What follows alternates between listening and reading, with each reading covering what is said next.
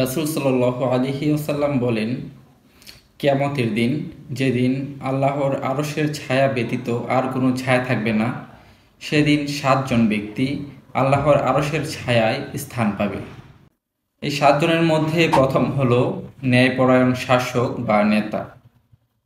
দ্বিতীয়, ওই ব্যক্তি যার যৌবনকাল আল্লাহর ইবাদতে কাটিয়েছে। তৃতীয়, ওই ব্যক্তি যার অন্তর মসজিদের সাথে লেগে থাকে, সে মসজিদ থেকে বের হলে পরবর্তীতে কখন মসজিদে যাবে এই জন্য তার মন সবসময় বেকুল হয়ে থাকে।